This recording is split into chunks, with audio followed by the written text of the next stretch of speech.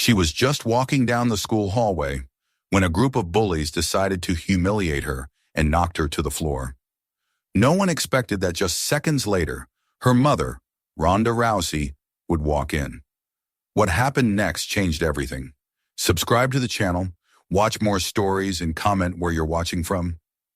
Morning sunlight drifted across the wide windows of a modest house at the edge of Los Angeles County, where the city's restless noise gave way to the soft hum of suburban life.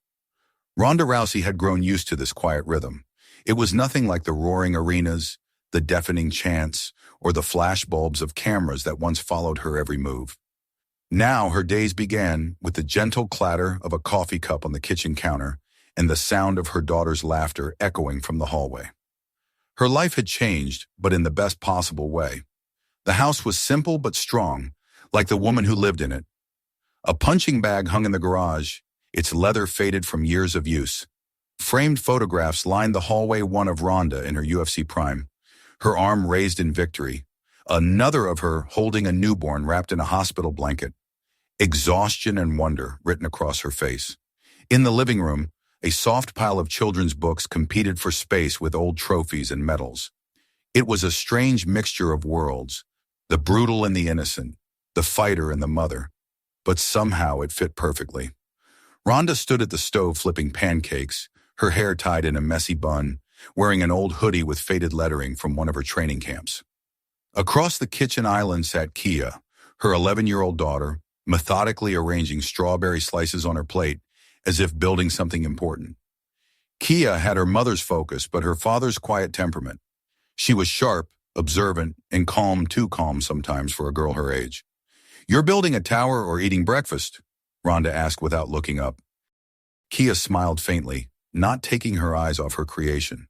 "Both. You always say balance is important." Ronda chuckled softly. "Fair point." These small exchanges defined their mornings. Ronda didn't raise her voice, didn't rush her daughter out the door like most parents did. She'd learned long ago that chaos only bred mistakes. Life had taught her to breathe, assess, and then move. The fighter's discipline had never left her. It had simply adapted. When breakfast ended, Ronda packed Kia's lunch with the same precision she once reserved for wrapping her hands before a match. Every motion was deliberate. The sandwich in the middle, fruit to the right, the napkin folded neatly on top. The care was almost ceremonial, as though this simple act of motherhood had replaced the old rituals of competition. Outside, the pickup truck sat waiting in the driveway, still carrying the faint scent of gym mats and sweat from earlier in the week. Ronda loaded Kia's backpack in the back seat and started the engine. The radio played softly an old country song about second chances. As they drove towards school, the early fog lifted from the road, revealing the sprawling landscape of houses, tidy lawns, and school zones. Ronda liked this part of the morning. The quiet drive gave her time to think, to watch her daughter from the corner of her eye, and remind herself that she was doing something right.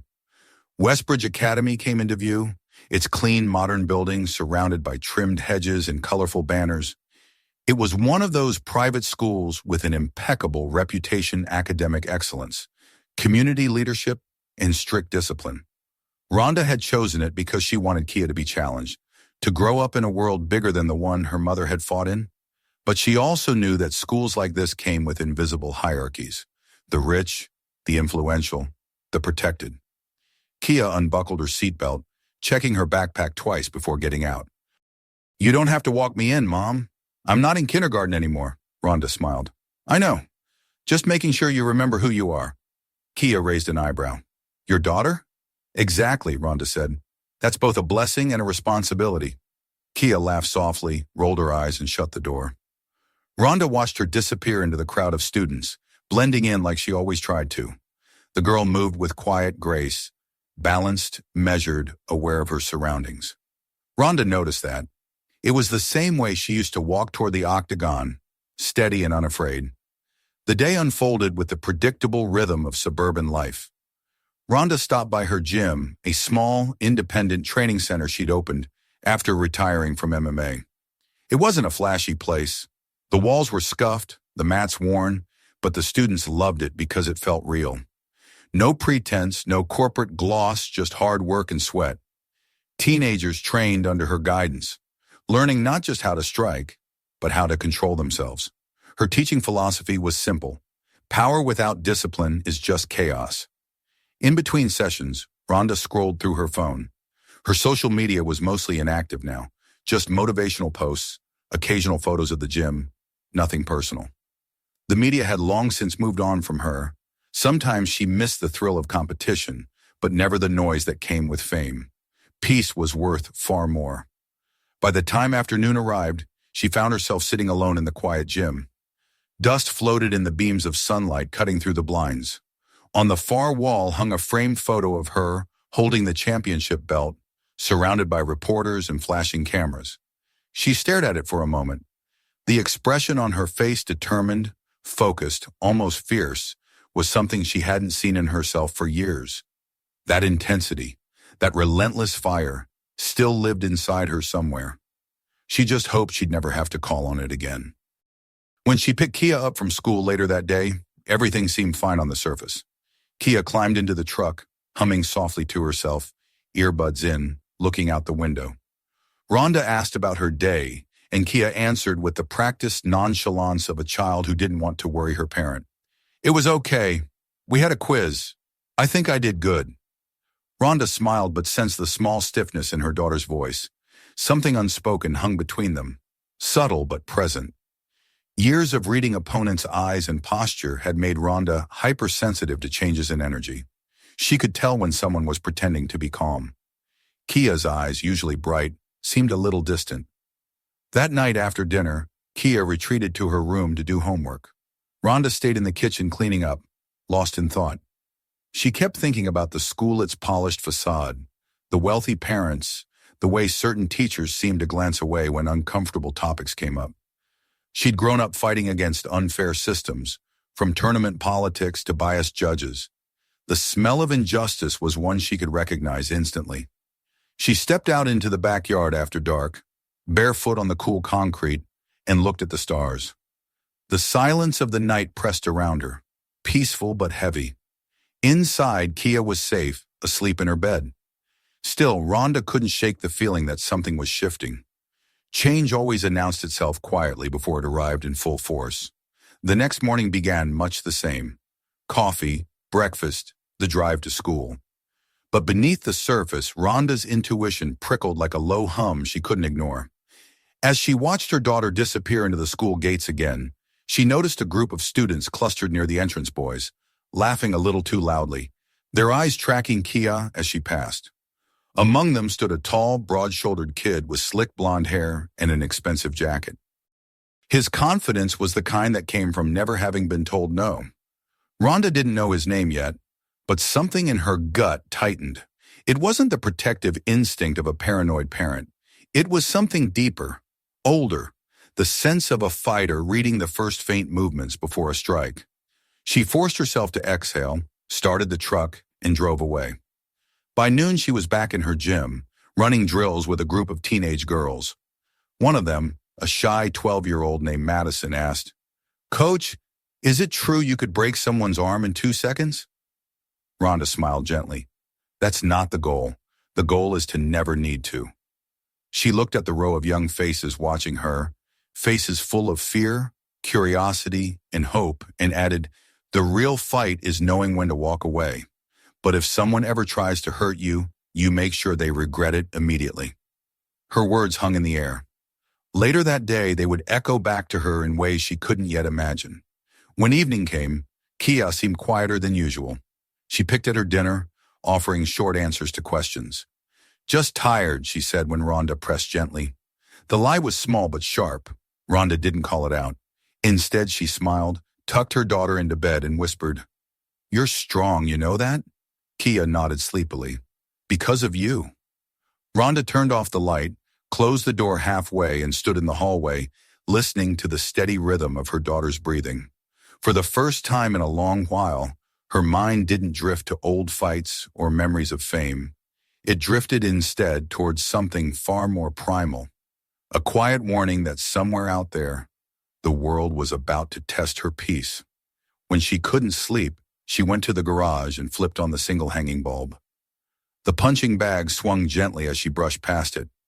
For a long moment, she just stood there, running her fingers along the worn leather. Then she wrapped her hands just like she used to and started to strike, slow, rhythmic, deliberate. Each hit echoed through the garage, steady and controlled. She wasn't training for a fight. She was reminding herself who she still was.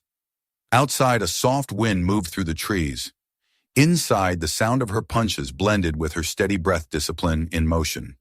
The years of calm had made her gentler, but never weaker.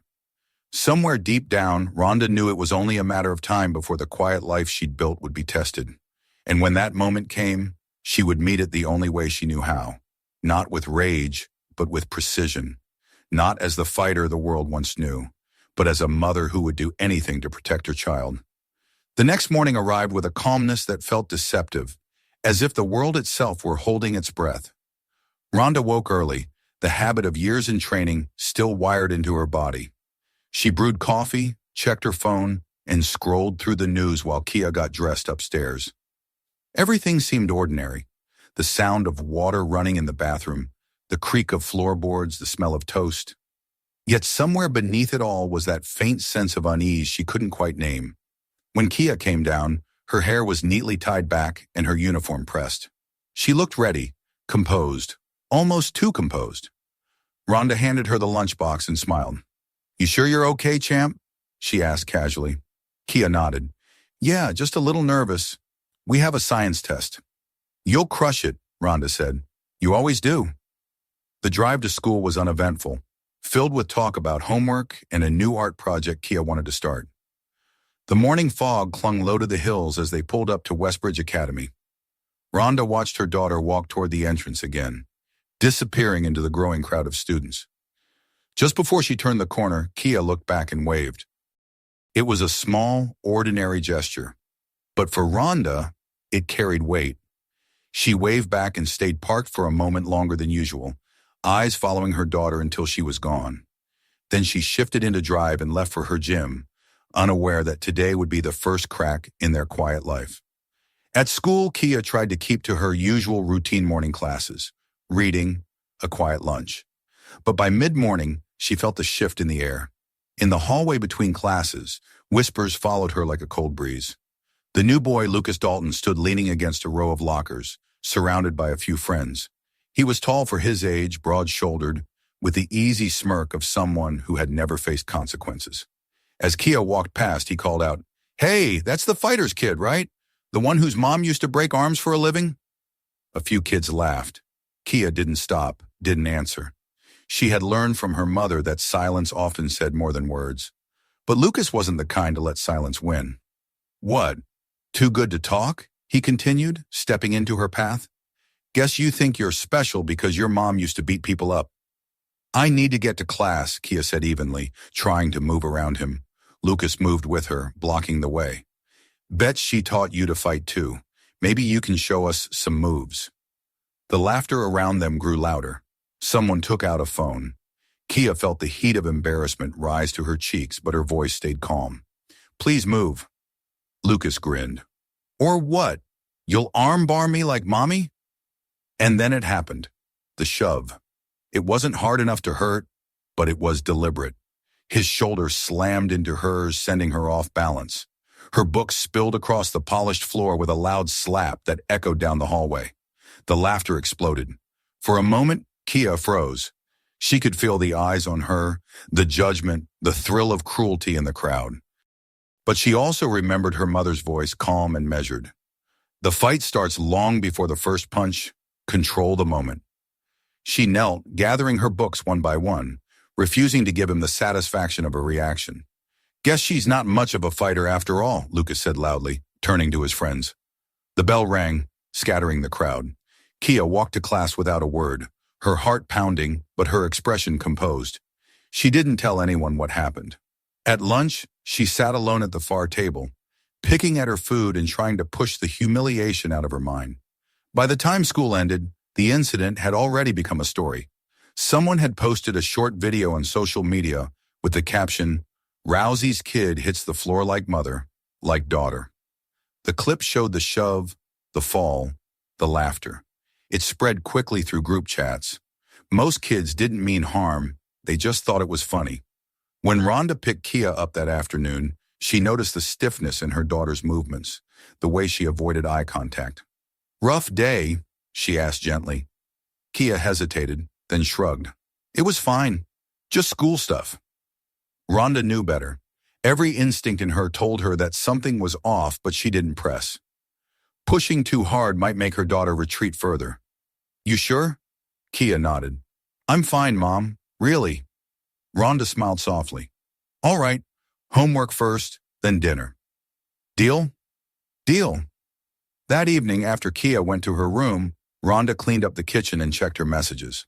One of the local parents' group chats had been buzzing all day, but she rarely looked at it. Out of curiosity, she opened it now.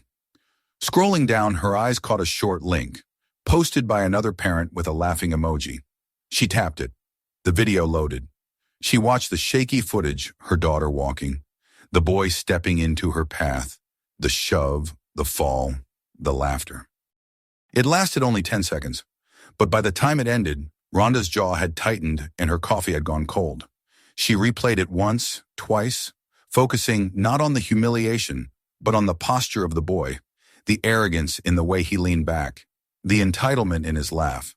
Her anger didn't explode outward. It condensed into something precise, sharp, and cold. She took a deep breath and exhaled slowly, forcing her pulse to steady.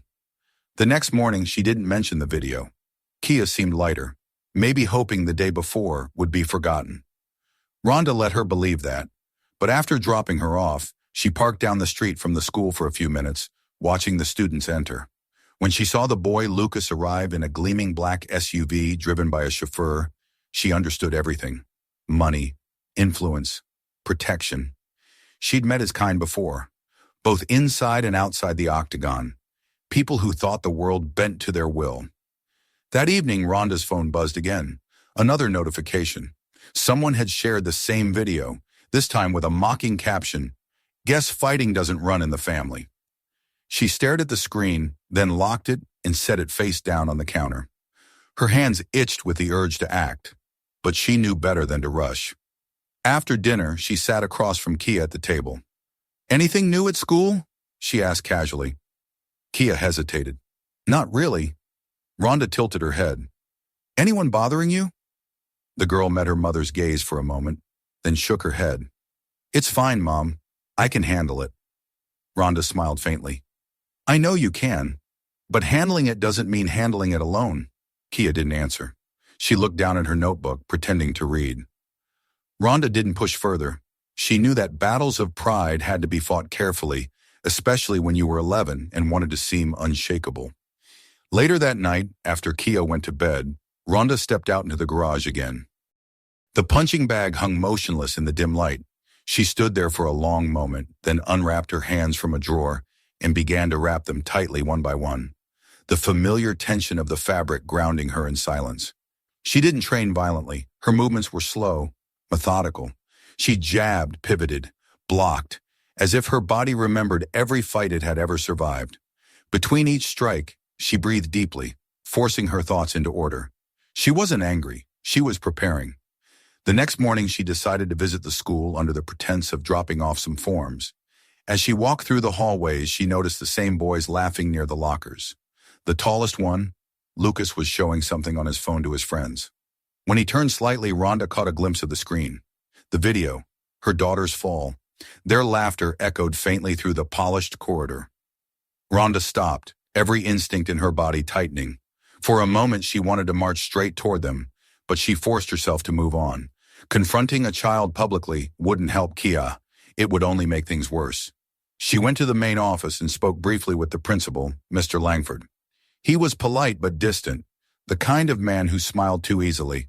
When she mentioned concerns about bullying, his expression tightened slightly. "I assure you, Mrs. Rousey, our staff takes these matters very seriously," he said. "But sometimes children exaggerate. Social media can distort things." Rhonda watched him closely. "I saw the video myself." He cleared his throat. "Yes, well, we're addressing it internally. It's best not to escalate, especially when it involves families who have contributed so much to our school community." The words were chosen carefully, but their meaning was clear. Families like the Daltons, Rhonda said quietly. He gave a nervous laugh. Now, let's not make assumptions. Juriamum. Rhonda thanked him politely and left, but the tension inside her had turned to steel. As she walked past the gymnasium, she caught a glimpse through the window students playing basketball, laughing, carefree. For a second, she wished life could be that simple for her daughter. That evening, Kia didn't know that her mother had already begun to map the situation in her mind, the players, the power dynamics, the risks. When they sat together watching a movie before bed, Rhonda glanced at her daughter's face illuminated by the screen. Kia laughed at a funny scene, her guard briefly lowered, and Rhonda felt both relief and dread. Because deep down she knew this wasn't over. Kids like Lucas didn't stop after one shove, and systems that protected them didn't collapse on their own. When she finally went to bed, Rhonda lay awake for a long time, staring at the ceiling. She wasn't afraid. She was calculating. She'd spent a lifetime mastering how to control aggression, to hold it until the right moment. Now that same instinct told her something simple and absolute. This was only the beginning, and when the next move came, she would be ready. The week that followed the first incident at Westbridge Academy moved like a slow burn beneath the surface. On the outside, everything looked calm. The students went to classes, teachers lectured about history and math, and the corridors buzzed with normal chatter. But underneath that facade, something was growing, an invisible current that everyone could feel, but no one dared to confront. Kia could sense it too. Every time she walked into the hallway, she could feel eyes turning toward her, whispers trailing behind.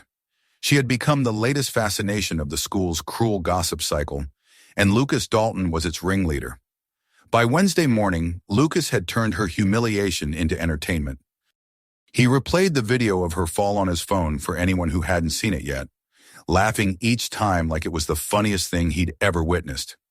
"That's the fighter's daughter," he'd say loudly. "Guess she inherited the balance, but not the courage."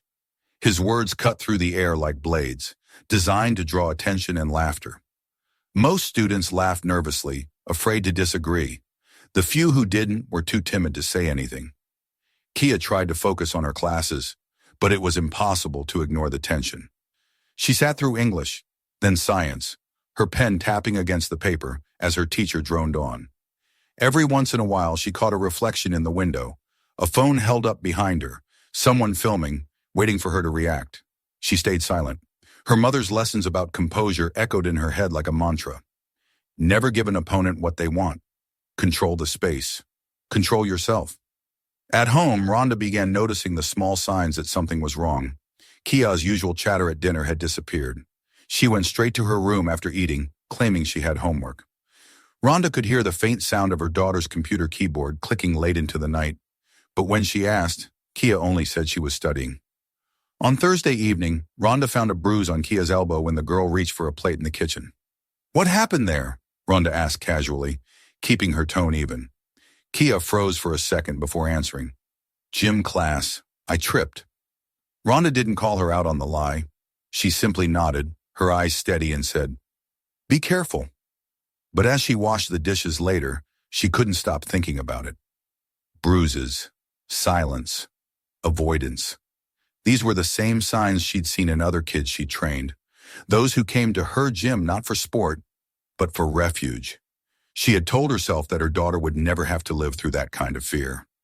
Yet something in her gut whispered that she already was. The next morning, Rhonda decided to visit the school again. She met with Principal Langford, who greeted her with the same courteous smile as before. His office smelled of polished wood and expensive coffee, the kind of space designed to reassure parents that everything was under control. "Mrs. Rousey," he said, clasping his hands, "always a pleasure. What can I do for you today?" Rhonda studied him carefully. "We need to talk about what's happening to my daughter." He tilted his head, feigning confusion. "I'm sorry, is there another issue?" "The same one," she said evenly. "The bullying hasn't stopped." The smile faltered for a second. "I see. Well, these things can take time to resolve. Children can be impulsive, but we're doing our best to create a safe environment for all students." "I'm sure you are," Rhonda replied calmly, "but safety isn't about policies. It's about action. The principal shifted in his chair. Mrs. Rousey, please understand, the Dalton family has been very generous to this institution. They fund our technology programs, our sports facilities. We can't— You can't what? She interrupted softly, her eyes steady as steel. Hold their son accountable. Langford cleared his throat. It's not that simple. Rhonda stood, leaning slightly on his desk. It's exactly that simple. My daughter is being harassed in your hallways, and if you won't stop it, I will. Her voice wasn't raised, but something in the way she said it made the man shrink back slightly. She left his office without waiting for a response. That afternoon, Kia's anxiety peaked. In the cafeteria, she carried her lunch tray carefully, trying to avoid Lucas and his group. She saw them near the center tables, their territory where athletes and popular kids held court like minor royalty. She tried to pass unnoticed, heading for a corner seat by the window. But Lucas spotted her. Well, look who's here, he said loudly, his voice carrying across the room. The champ's daughter herself. Kia froze, the tray trembling slightly in her hands. Lucas smirked. You gonna show us some moves today, Rousey Jr.? Maybe roll on the floor again? The laughter around him swelled. Someone started recording. Kia clenched her jaw and turned away, determined not to react. But as she stepped past his table, Lucas extended his leg under the bench, just enough to hook her foot. The tray went flying. Food splattered across the floor. The room erupted in laughter. Kia fell forward, catching herself with her hands. Her palms stung, and for a moment she just stayed there, breathing hard, trying not to let the tears rise. She heard Lucas whisper to someone, Guess she's better on the mat than on her feet. A teacher hurried over, flustered. Kia, are you all right? I'm fine, she said quietly, picking up her tray. The teacher looked uncertainly at Lucas, who was pretending innocence. Accidents happen, he said smoothly. No one corrected him. That evening, Kia came home later than usual, moving quietly as if trying not to be noticed. She ate almost nothing at dinner. Rhonda watched her closely, saying little, but her heart burned. She wanted to storm into that school, to tear down every wall of hypocrisy she'd seen, but she also knew the fight had to be handled carefully. In her world, rushing in without strategy meant losing. After dinner, Kia went to her room. Rhonda waited a few minutes, then gently knocked on the door. Can I come in?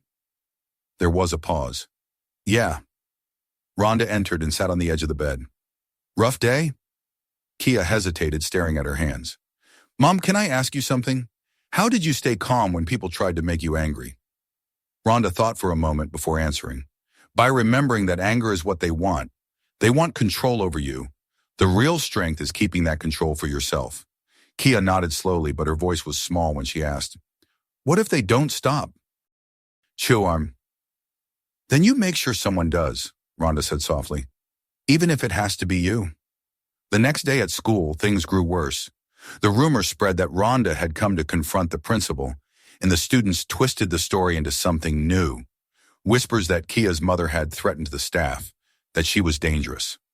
By lunchtime, the teasing had turned into open mockery. Kia's locker was plastered with a note that read, Future Fighter Current Failure.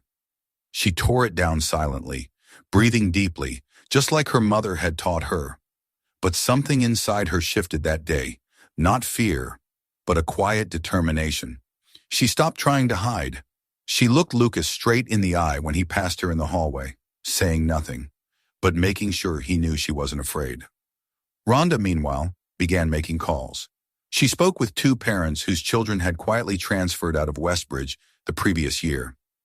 Both told the same story: bullying, intimidation, silence from the administration. One of them mentioned that the school's security footage from those incidents had mysteriously gone missing. Every time, the woman said, the cameras in that area just happened to malfunction. That night, Rhonda sat in her kitchen with a notepad, mapping everything she'd learned. The names, the dates, the connections. She wasn't just a mother anymore. She was an investigator. And if the system refused to protect her daughter, she would expose the system itself. Before going to bed, she peeked into Kia's room. Her daughter was asleep, the light from her desk lamp falling across her face. For a long time, Rhonda stood there watching her. The same fire that once drove her into the octagon now burned in silence inside her chest. She turned off the lamp and whispered under her breath, "They picked the wrong girl to mess with." Outside, the night deepened, quiet and still. But inside that house, something had changed. The calm that had defined Rhonda's world for years was gone. In its place was purpose clear, unyielding, and waiting for the right moment to strike. Friday morning arrived gray and heavy, the sky bruised with clouds that threatened rain. Rhonda woke earlier than usual, unable to shake the restlessness that had followed her into the night. She stood by the kitchen window with a mug of coffee in her hands, watching the first faint light break through the clouds. Kia's footsteps sounded on the stairs behind her, light and hesitant. When her daughter entered the kitchen, Rhonda turned and studied her face. Kia's eyes were tired, but there was something else behind them, a quiet determination that hadn't been there before. "You sure you're up for school today?" Rhonda asked. Kia nodded. "Yeah, I can handle it." Rhonda hesitated. Every instinct in her screamed to keep her home, to keep her safe, but she forced herself to trust her daughter's strength. "Remember," she said quietly, "you don't have to fight every battle head-on. Sometimes control means knowing when to walk away." Kia managed a faint smile. "That sounds like something Sensei would say." Rhonda grinned. "That's because your mom's been in a few fights of her own." They drove to school in silence. The windshield wipers brushed away the first drops of rain as Rhonda parked near the entrance. Students were already gathering under umbrellas, their laughter cutting through the drizzle. Kia turned to her mother before opening the door. "Thanks for dropping me off." "Always," Rhonda said, her hand resting on the steering wheel. "You call me if anything feels wrong, okay?" Kia nodded, then slipped out into the gray morning. Rhonda watched her walk toward the building, her small figure swallowed by the tide of students. Something deep in her gut twisted. It was the same instinct that had saved her countless times in the octagon, the unexplainable certainty that something was about to happen. By mid-morning, the sky had darkened, and the corridors of Westbridge echoed with restless energy. Lucas had been waiting for his opportunity. The night before, he'd received a warning from his father about keeping incidents quiet, but it only fed his arrogance. In his mind, he was untouchable. His father's money protected him, the teachers feared him, and the students admired him. When Kia passed him near the main stairwell between classes, he saw his chance. "Hey, Rousey," he called out. She didn't stop. "I'm talking to you," he said louder, stepping into her path. His friends, 2 boys and a girl, formed a loose circle around them. The hallway began to clear as students sensed something brewing. Phones appeared in hands like weapons of a different kind.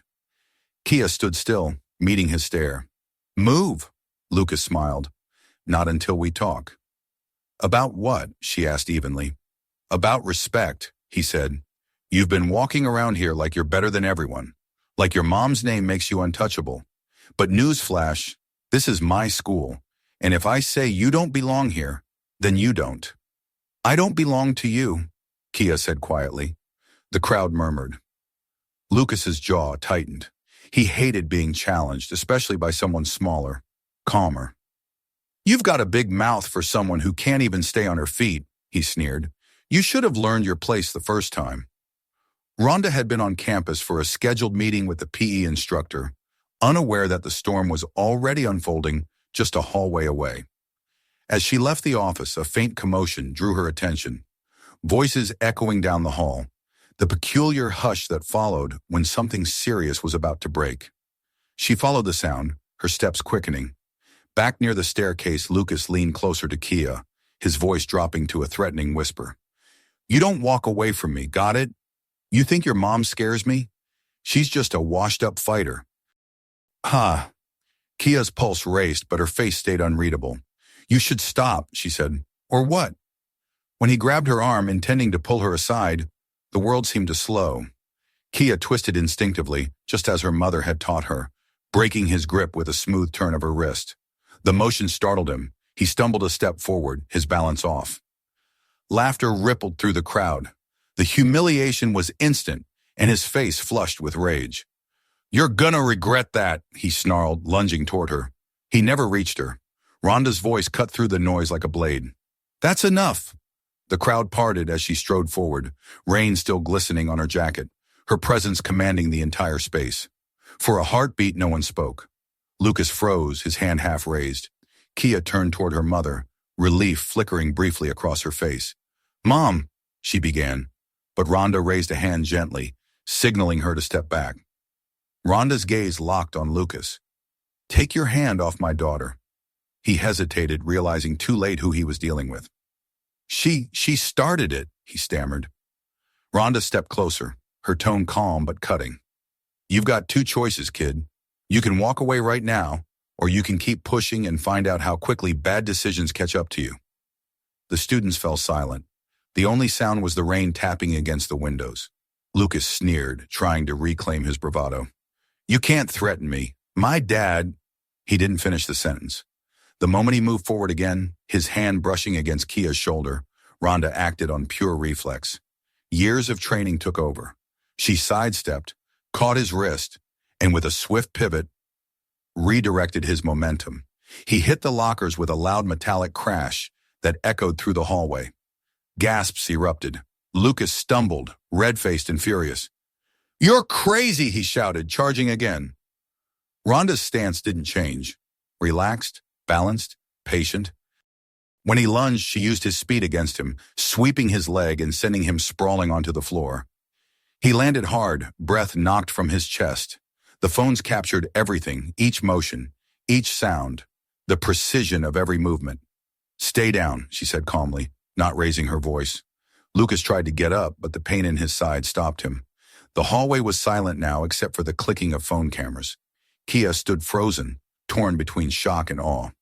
Then came the shouting teachers rushing in, the principal pushing through the crowd, his face pale. "What is going on here?" Ronda straightened, her eyes still fixed on Lucas. "Ask your student," she said. Langford's gaze darted between her and the boy on the floor. "Mrs. Rousey, please, you can't. This is highly inappropriate." "Inappropriate is letting a bully terrorize children while you pretend not to see it," Ronda replied, her voice like ice. The principal's face turned red. "You need to leave, now." "I'm not leaving until my daughter is safe," she said. The students began whispering, recording, streaming. Within minutes, the video was online. It showed everything: the confrontation, the words, the shove, the fall, and finally Ronda standing calm and unshaken amid the chaos. The clip spread faster than wildfire, and by the time Ronda and Kia got home that afternoon, it had already become the top trending video across local feeds. Ronda Rousey takes down school bully. That evening, the calls began. Journalists, reporters, bloggers, all looking for a quote, a reaction, a statement. Ronda ignored them all. She sat at the kitchen table, her hands clasped tightly, the weight of what had happened pressing down on her. Kia sat across from her, eyes red. "I didn't want it to happen like that," she whispered. Ronda looked up, her expression softening. "Neither did I. But sometimes standing up for yourself means someone's going to call it the wrong thing." Kia hesitated. "They're saying you attacked him." "I defended you," Ronda said firmly. "And there's a difference. One day you'll understand that protecting someone isn't about violence. It's about boundaries." The next morning she woke to chaos. News vans were parked outside their house. Reporters shouted questions as she opened the front door. The headlines were everywhere, some condemning, others praising. Parents were divided. The Dalton family had released a statement calling her behavior unacceptable and dangerous. The principal had suspended both families pending investigation. But as Ronda stood at the window, watching the storm she'd unleashed, she felt no regret. For years she had fought in arenas filled with thousands, but this was the first battle that truly mattered, and she wasn't going to lose it. By nightfall, she received a message from an unknown number. "You've made powerful enemies. Walk away while you still can." She smiled faintly, setting her phone aside. She had been told that before, too many times to count. The next chapter of the fight wasn't going to happen in a ring. It would happen in courtrooms, on social media, and in the hearts of parents and students who had been silent too long. She knew it would get worse before it got better, but that didn't scare her, because she had seen real fear before, and it didn't look like this. It looked like standing by and doing nothing. And Ronda Rousey had never been good at doing nothing. The weekend after the confrontation arrived with a tension that seemed to settle over the Rousey household like a storm cloud. Reporters had camped outside since dawn, their cameras waiting for any glimpse of Ronda or her daughter. Neighbors whispered, some supportive, others cautious, as if proximity to the controversy might taint them. Ronda stood by the living room window, watching the reporters' reflections in the glass. She wasn't angry anymore. Anger was fast and loud, but what she felt now was deeper. A focused calm, the kind that came before a calculated strike. Kia sat on the couch, her knees drawn up, scrolling through her phone. They're still talking about it, she murmured. There are hundreds of videos now. Some people think you're a hero. Others say you're violent. Ronda walked over and gently took the phone from her. Let them talk. The internet will forget in a week. But the school won't, Kia said quietly. They suspended me too. Ronda's jaw tightened. That's temporary. They can't keep us out for defending ourselves. Principal Langford said it's for safety reasons, Kia said. He told me not to come back until further notice. Ronda exhaled slowly, forcing herself not to react. Did he? Later that afternoon, the phone rang again. This time it wasn't a reporter, it was the district superintendent. The call was formal, cold.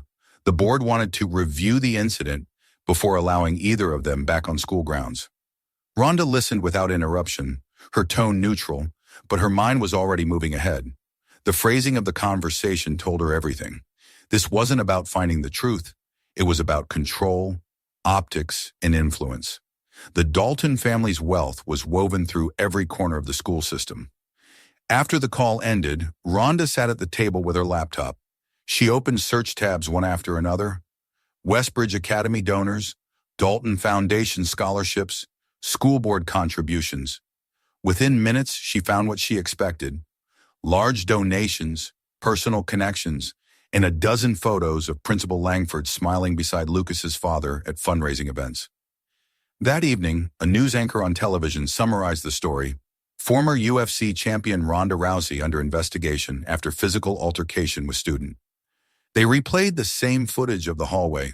Lucas lunging, Ronda stepping in, the throw, the stunned faces of the students. Each repetition made it look more dramatic, less human. Kia watched in silence, her expression unreadable. They make it look like you attacked him, she whispered. That's because they need a villain, Ronda said, and I fit the role better than a spoiled boy with a rich father. Can't you tell them what really happened? Ronda shook her head. They don't want the truth, but we'll show it to them anyway. The next morning she began to gather evidence. She contacted parents she remembered seeing outside the school, the ones who had given her sympathetic glances in the parking lot. One by one they responded. Some hesitated, afraid of retaliation, but a few were ready to talk. A mother named Elise admitted her son had been bullied by Lucas the year before. He used to come home with bruises, she said. We complained, but nothing ever changed. The principal told us not to exaggerate. Another parent, a quiet father named Mark, told her about his daughter's locker being vandalized after she refused to cheat for one of Lucas's friends. We pulled her out of school last year, he said bitterly. I didn't want to fight people who could buy lawyers by the dozen. Ronda recorded every conversation, keeping detailed notes. She had always believed in discipline over impulse, and now that discipline became her weapon. Every night when Kia went to bed, Ronda sat at the kitchen table sorting through screenshots, text messages, and statements. Piece by piece, a pattern emerged. Years of complaints, all dismissed or erased. The system had been protecting its golden family. By midweek, the narrative in the media began to shift. The video of the incident had spread too far, and new versions surfaced showing the moments before the confrontation. Lucas shoving Kia, his words captured clearly on a nearby student's phone. You don't belong here, his voice said, unmistakable. Ronda hadn't released that footage. Someone else had. Social media caught fire with the hashtag #YashaJusticeForKia. Parents from other schools started sharing their own stories of ignored bullying, of administrators protecting donors instead of students. The conversation had grown beyond one hallway scuffle. It had become a movement. Principal Langford called Ronda that Thursday, his tone clipped and professional. Mrs. Rousey, he began, I'd like to request that you refrain from making further public statements. The situation is already escalating beyond control. Rhonda leaned back in her chair, her voice calm but edged with steel. I haven't said a word publicly, Mr. Langford, but maybe the truth's just louder than your silence. He exhaled sharply. This is not helping your case. The Dalton family's attorneys are preparing to press charges. They're claiming you endangered a minor. Then I suggest you prepare for discovery, Rhonda said, because once this reaches court, every complaint you buried will come to light. The line went silent for a long moment. When he finally spoke, his voice had lost its confidence. Be careful, Mrs. Rousey. You're playing a dangerous game. I've played tougher, she replied and hung up. By the end of that week, Rhonda's story had reached national outlets. Interviews with parents from Westbridge aired on television, and public opinion began to tilt in her favor. Reporters no longer described her as the fighter who attacked a student, but as the mother who stood up to corruption. Still, the Dalton family was relentless. They hired a crisis management firm, and soon headlines appeared questioning Rhonda's past old fights, temper outbursts, moments of raw emotion taken out of context. She watched the news one evening as a commentator sneered, "Maybe the octagon never left her. Maybe violence is all she knows." She muted the TV, her expression unreadable. "They're trying to scare us," she said quietly to Kia. "Are you scared?" Rhonda smiled faintly. "No, I'm focused." That night, she met with a civil rights attorney named Jenna Alvarez, a sharp-minded woman with a reputation for taking on impossible cases. Jenna had already been following the story. "I'll represent you," she said, setting a thick folder on the table. "Pro bono. But I'm not just interested in clearing your name. We're going to expose what's been happening at that school for years." Over the next few days, Rhonda and Jenna worked tirelessly. They filed formal complaints, requested access to school records, and demanded security footage from the hallways. At first, the school claimed the footage was missing due to a technical malfunction. That phrase made Jenna smile grimly. "Convenient," she said. "That's the same excuse they used in 2 other cases I found." Meanwhile, Kia watched her mother transform. The calm, gentle woman who packed her lunches and helped with homework was still there. But something else had awakened inside her, something fierce and unyielding. "You look like you used to when you were training for a fight," Kia said one evening. Rhonda paused, considering that. "Maybe I am. But this isn't in a ring." "No," Rhonda said. "It's bigger." As the investigation widened, other parents began to step forward publicly. They spoke about the fear of retaliation, the favoritism, the cover-ups. One father even presented emails where Langford had pressured teachers to change disciplinary records for certain students.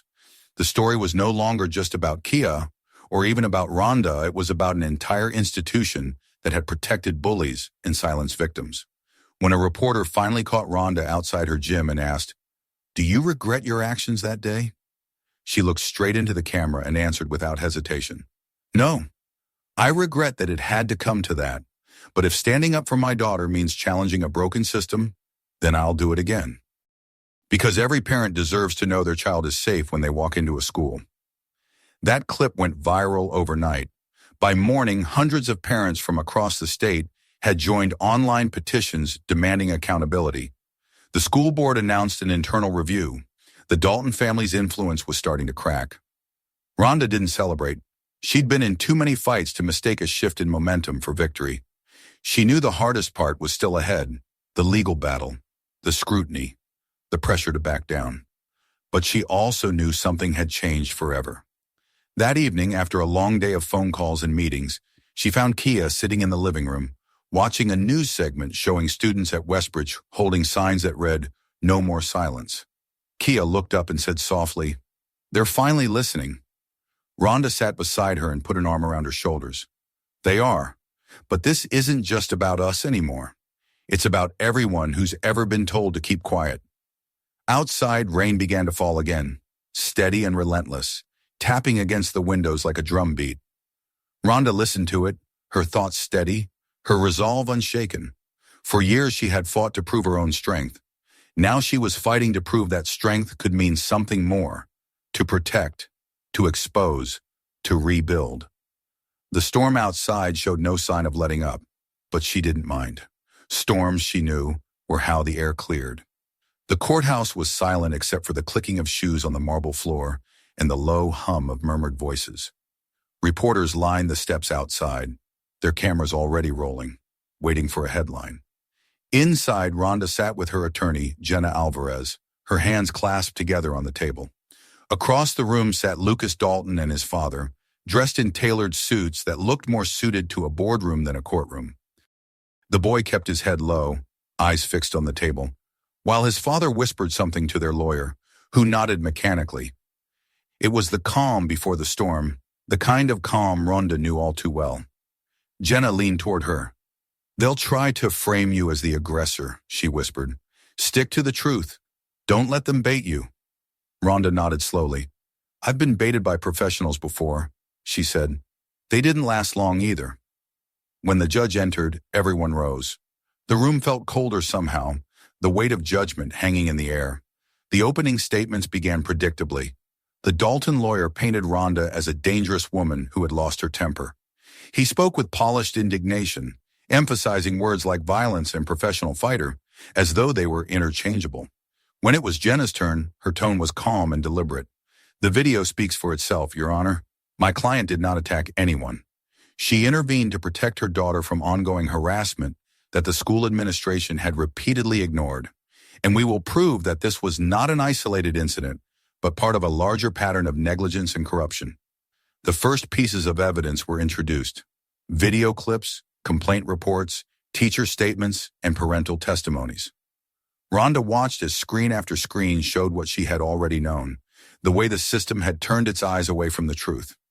Teachers had written warnings that were deleted. Parents had sent emails that vanished from records. Lucas's record, once spotless, was now shown to have been meticulously scrubbed clean by the administration. When Principal Langford was called to testify, he looked smaller than before, deflated by the pressure of exposure. His hands trembled slightly as Jenna questioned him. "Mr. Langford, did you receive financial contributions from the Dalton family?" He hesitated. "The school received donations, yes. Donations that coincidentally increased after each disciplinary incident involving their son." Langford's silence filled the room.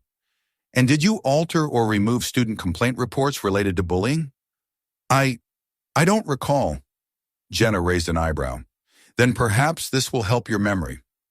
She displayed printed copies of emails obtained through subpoena correspondence between Langford and Mr. Dalton, discussing how to minimize exposure and avoid public embarrassment. The courtroom rippled with whispers. Ronda sat still, her gaze fixed forward, the same steady composure she'd once held in the cage. She wasn't here to gloat, she was here to end it. When Lucas was finally asked to speak, his voice was barely audible. "I didn't mean for it to go that far," he muttered. I didn't think anyone would care." Ronda looked at him then, not with anger, but with something far more unsettling: pity. The boy wasn't a monster. He was a product of the entitlement that had been fed to him all his life. She could see his father's discomfort as the boy spoke, the mask of confidence beginning to crack. By the end of the hearing, the truth had become impossible to ignore. The judge ruled in Ronda's favor, dismissing all charges and ordering an independent investigation into Westbridge Academy's practices. The school board issued a public apology. Principal Langford resigned the next morning. Lucas's father was seen leaving the courthouse without speaking to anyone, his influence reduced to nothing more than the echo of footsteps fading down a marble hallway. Outside, reporters surrounded Ronda, microphones thrust toward her. Questions came all at once. "Do you feel vindicated? What message do you want to send?" She paused on the steps, Kia standing beside her, her small hand gripping her mother's.